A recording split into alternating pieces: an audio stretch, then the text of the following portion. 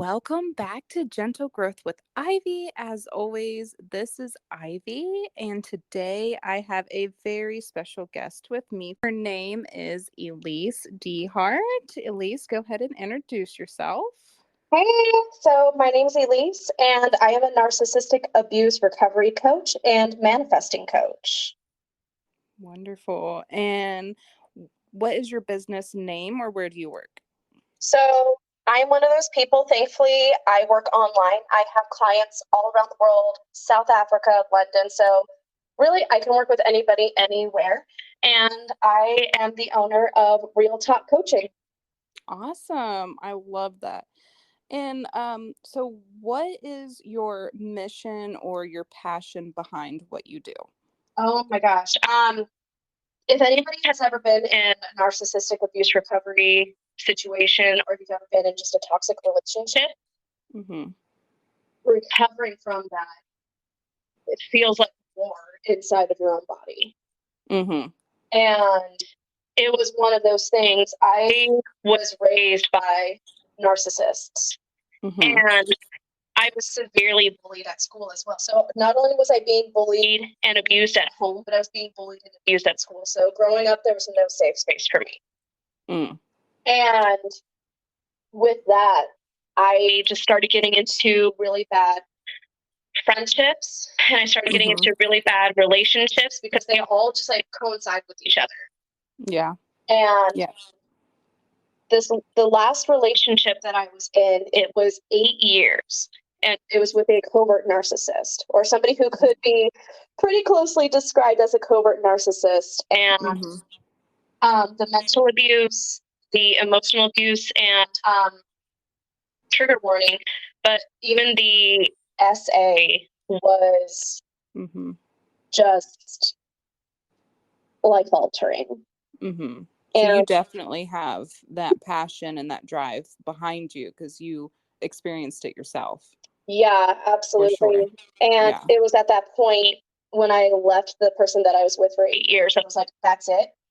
I'm done. And I really just started getting on my healing journey, like cutting out the bullshit. And I just started focusing truly on the healing journey. And I'm not talking about Reiki. And I'm not talking about like crystal healing. I'm not talking about the fluff that disguises itself as healing. I mean, I had to dig in deep and get into the healing, the nitty-gritty of the healing. And that was when my relationships changed. That was when my life changed. That was when my friendships changed. And now I'm with a man who treats me better than I ever could have imagined. And I'm like, holy, this stuff is real. Yeah. It's crazy because for the longest time, I feel like, I know along my healing journey, it was like I found all these Band-Aids, you just keep finding the Band-Aids to put on there. And then whenever you truly discover real healing and you discover how to actually go in and find the wound and truly heal it and not just put a Band-Aid on it, that's when the life-changing happens. So I love that for you. Hello? Hey, can you hear me? Yes. Can you hear me? Yes, I've been able to hear you. I wonder what happened. I don't know. That's okay. Your mic is going, and again, I can cut this little bit out here. Your mic is going in and out just a little bit. So I'm not sure if you're, I don't think you're using a mic, or maybe it's just moving. I don't know. It's fine. I've heard podcasts like this before, and it's not uncommon. All right. So, you know what? Sounds good. We are on the discovery journey together. We for sure are. And I mean, I know I've heard, like, I personally listen to Cameron Rosin. He's huge. I love him. And he has podcasts where he interviews people like this, and I still listen. So it's not discouraging for me. I think other people who really need to hear it are still going to listen. But it's like, and I think this just kind of goes into what we were saying, like, nothing is perfect. Like, we're all humans. This is just part of the journey, and stuff like this is going to happen. It's just it's just like, how are you going to flow with it? Right. Yeah, we'll flow. I can edit. I'm good at editing out the little parts. I might keep this little bit in just because, it proves that we are not perfect. So yeah, nobody is perfect. Nobody. And that's okay, because who wants to be just like everybody else anyway? The world would be so boring if we were all exactly the same and everybody was perfect. Oh my God, I would So be bored out of my mind. I think it would be so much pressure. it would. I'm It like, would. no, thank you. I'd rather be Right. messed up. Appreciate Yeah. it. Yeah. Oh, yes. That's why we got to normalize this kind of stuff, because there's so many people who only see the perfection out there. And so they think that they're so alone because they don't get to see the dark side or whatever, the sad side of other people. They can only get to see it for themselves. And so, with us openly talking about things and spreading the word, it's easier for people to relate and understand that they're not alone and that they can reach out for help. Well, So, yeah, exactly. And I think that's why healing itself is kind of like becoming the fitness industry mhm, or becoming the modeling industry or whatever mhm, industry. It's like we have this unattainable idea of what it is that we need to do in order mhm. to achieve what it is that we want to achieve. And that's just like not the case. It's not, and it leads to depression. Oh, It's yeah. big time. Whenever we have such unattainable goals and we keep reaching and reaching and reaching for something that can't be reached, it sucks. So, Yes. Yes. yes. Yep. Amen to that. A amen. All right. So that definitely I know, like, my third question was to like express what led you to the position that you're at today, but I think you really did a good job describing with how you've been through what it is that you're teaching people how to get out of. Um so I that definitely led you to what you're doing today. Is there anything else that you think led you to being the narcissistic abuse recovery person and manifestation teacher that you are? You know what? It really just living it. Like, Living it. Mhm. and I know that there's such an emphasis on having a degree and all of that, Mhm. education that comes behind it. Mhm. But people don't put a lot of emphasis on having lived through it and coaches doing their own independent research. Like, I have done research in quantum physics, in Mhm. neuroscience, in psychology, in abuse tactics. Like, I make sure that I am keeping up in my field with the latest research Mhm. to make sure I'm giving my clients the best. Exactly. And that's just like whenever people go for like their doctorate degree, they go in and they learn everything, from the books, but they don't actually get their degree until they go and they work in the hospital. And that's when they truly learn what it's like to be a doctor and how to really apply the medicine. So that was something that I Yes, struggled with at first as well, was the imposter syndrome of feeling like I don't have a degree. How am I going to be good at this? But the more I looked at it, I was like, I've been through this. I know how to get out of it. I've helped other people out of it. And so why wouldn't I be qualified to do that?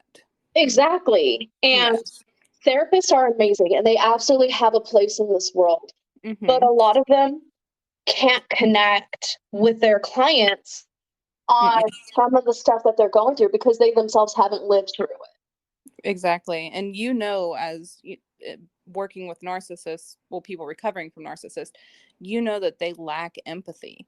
And you can't Yes. empathize with someone on something that you haven't been through. And whenever you truly need empathy, you need somebody who's been through it, which is where a coach is perfect. So, next, I would like to discuss things that you do in your practice to help your clients. I would like to know, like, maybe the specific name for it, if there is one, what it consists of, so what it would look like for your client, and how exactly that helps them. Yeah. Along with a lot of my research and my own healing practice and getting advice and healing from other narcissistic abuse coaches, Mhm. the tools that we use are holistic. Like, you can Mhm. rewire your brain Mhm. through holistic tools. Now, I'm not saying that these tools are easy to use. They're simple, but the healing journey itself is not easy. Yes, I absolutely agree. Yeah. So, the number one tool that I give to all of my clients as soon as they intake with me is rage journaling. Oh, yes. Yes. And my clients who use the tool, and I'm going to put emphasis on that, who use the tool like regularly, see results in their emotions in 2 weeks to 3 months. I believe that because I've had to do that myself.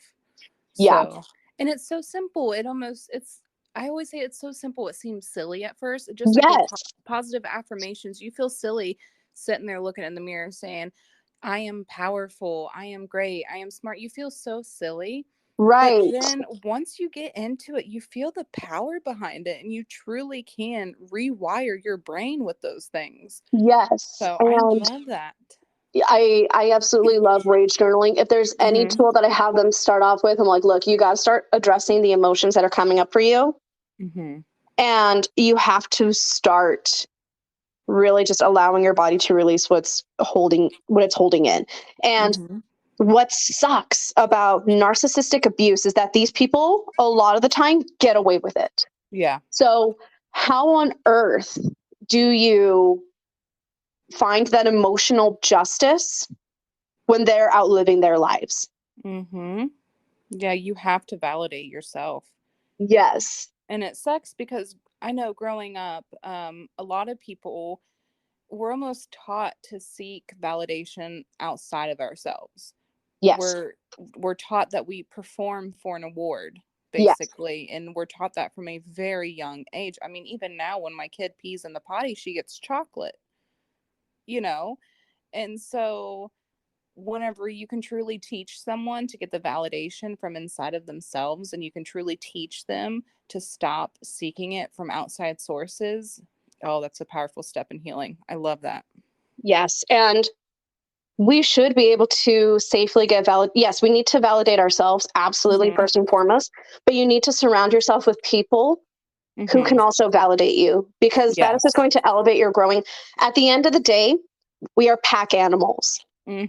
That's why we, despite what a lot of people say, strive for relationships. We strive for community. Like, we strive for togetherness. Yes. Because biologically, we're wired to be pack animals. You need to make sure you're surrounding yourself with the right people who support that kind of growth that you are trying to achieve. Yep. I absolutely agree, especially whenever you need the support. I know a lot of times in healing, the goal can be not so much needing support as often as you do during your healing process, but whenever you're working on healing yourself and you do have that support, because I know a lot of times I felt really alone, and so I kind of had to heal alone at times. But whenever you do have the support, it really does accelerate the healing. I think that's what you said. And it's why there's groups like AA out there. Like, there's a reason that healing groups exist. And because science has proven. Yes, exactly. Why else are there like people, groups that help with food addiction? There's basically a support healing group for everything. Yes. And there's a reason for that, because we succeed better when we have support. If your group is not supporting you, then you need a new group. Absolutely. It helps you with accountability, more motivation, ideas. Yeah. And it gives you a safe place to land and to go to when you fluff up, which is going to happen because we are human. That's part of learning. Yeah. You can't just do something and be perfect at it the first time. No, and nobody's ever going to be perfect at anything, even if they've been doing it for years. Exactly. And nobody expects you to either. Yes. That's another thing. A lot of people think that people expect them to be perfect the first time or even after a while and to never mess up. And that's not the case. We all mess up.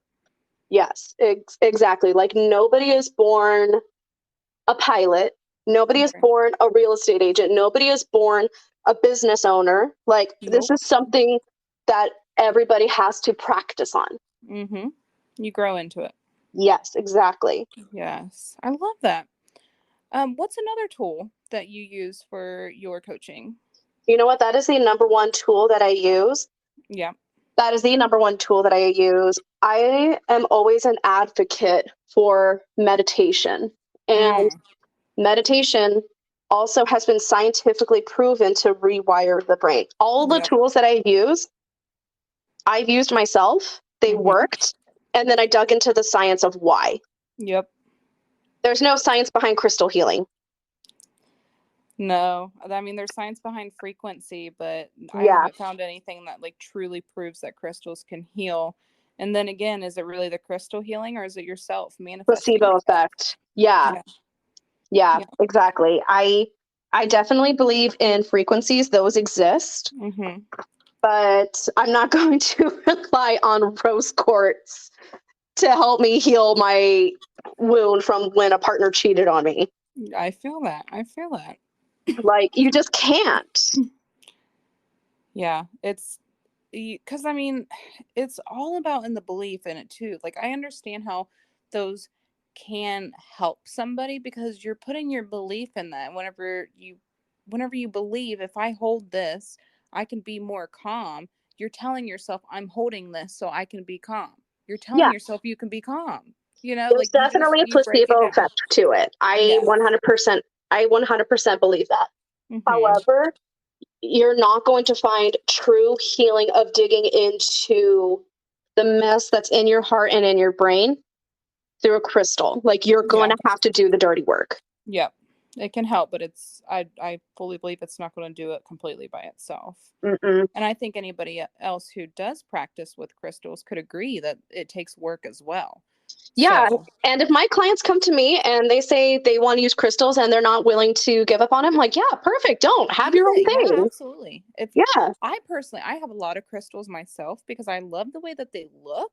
Same. That's my thing. I mean, I love them. I've always collected rocks and crystals since I was younger because I truly love them. But I also know that during my healing journey, I didn't pick up the crystals to help me. So. No, I picked up my journal. Right. Yep. My journal. I meditated. I did a lot of inner work. Nothing from the outside. I also got rid of a lot of people who were not serving my healing work. Yeah, that's a big part because the influences, they can just keep dragging you right back down. Absolutely. Absolutely. Yes, that's awesome. So what's some like advice you would have to like a beginner on meditation? It's not as unachievable as you think.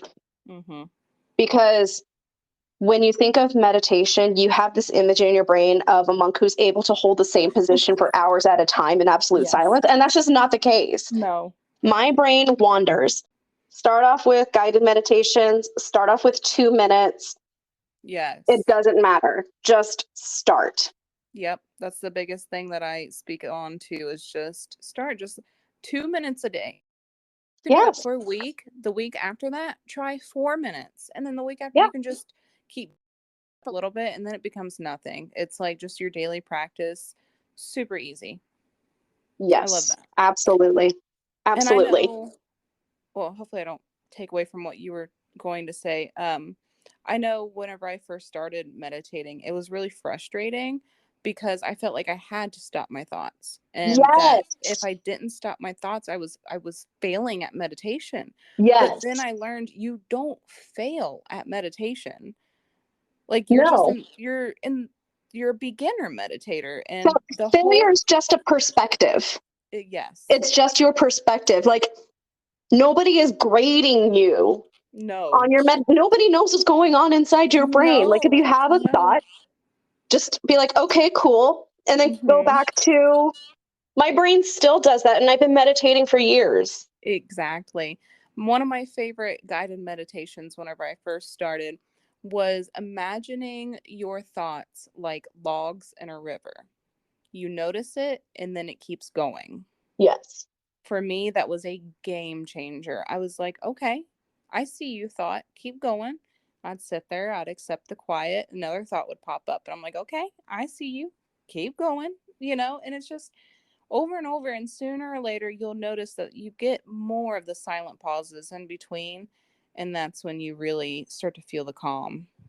And your brain is an active thing keeping you alive. Yes. You cannot control. We have millions of thoughts a day. You cannot control if a thought pops up. You can only control how it affects you. Exactly. It's all frequencies that we're tuned into is Yes. something that I've used. It's kind of like radio waves. They're everywhere. And you can choose, as you're scanning, you can choose what you tune into by changing your channel, you Yes. know? I cannot tell you how many times I'm in meditation and I'll have a sudden thought of, where's my social security card? And it's like that brief moment of panic and be like, you know what? I'm going to come back to that in a minute. Yep. Later. Right now we're on channel 97.2. All right. So I need you to get out of here. Yes. I love that. I Like, love it that. happens all the time. The random Yes. anxiety-inducing thoughts, and you're like, whoa, Yep. take And a few it's so steps back. normal. Yeah. It's fine. I'll come back to that in a Yes. minute. And then everything that you're telling yourself that you should be doing instead of sitting there. And so another thing that I had to do was realize the priority that it is to give myself those calm moments and how Oh, it can shape the rest of my day or, my next day, depending on when I choose to meditate. And I might feel like I need to be doing something else right there in that very moment, but truly, I really do need to be sitting there and doing the meditation so that whenever I do the things that I need to do, I'll be more calm and I'll be able to process any frustrations that come with it at a much better, headspace than what I would have before. yes. Yep. Yes, yes, Absolutely yes. agree. Yes. So, There's actually something I would love to talk about that I think has a huge impact. If you would like to talk about that topic. Yeah. Social media trends. Oh my goodness, yes. We need to talk about it. I am seeing so many trends that are just toxic. It's sad. Yes. It's So first things first, on TikTok, there's a hashtag going around called partner shaming. what? Yeah, it is. They're doing it for So fun? they're shaming their partners for fun. Oh, I haven't come across that one yet. I'm Oh not my God. much on TikTok. And it's about dumb little things. Look, we're all human beings. We're all going to mess up. Yeah. We all have our toxic traits. Okay. And I'm going to say this up front right now, make it clear. I do not condone in any way abusive behavior. No, that is abuse. Making fun of your partner is abuse. Making the public hate your partner for likes is Yeah, abuse. absolutely. I am sorry, but it's a trend that should have never happened. Like the Tide No. Pod challenge, like it should have never Yes. happened. Yeah. Yeah. It's just gonna break down. Another thing I don't agree with, Karen videos. Karens. Yes, I do not agree with it because I am if you have complex PTSD, you have Yes. trauma. It's Yes. hard to control your emotions and your triggers sometimes. Like there's times where I've snapped in public and maybe not to that degree, Right. but I'm certainly a little bit more abrasive. You have empathy for them. Yeah, than I usually am. And I think we've all experienced that. Like we all try our best, but we're all going to fail some days. Yep. Absolutely. I'm not proud of what I've done. And I usually go back and apologize. But it's like, you don't know what that person's going through. And I agree with recording for evidence if you have to file police charges. Yes. But do you really have to post it on social media for likes? What are you going to gain from it? Unless you don't know what that person went through. What if they were molested as a child and this is their brain just being fried? What if they were in war? Yeah. What if they were a first responder? Like, and you think about it too, it's usually an older generation, and that older generation, mental health care is not a thing. Yeah. And I've seen people in our generation as well also dealing with, look, there's no generation that's going to be exempt from trauma. Exactly.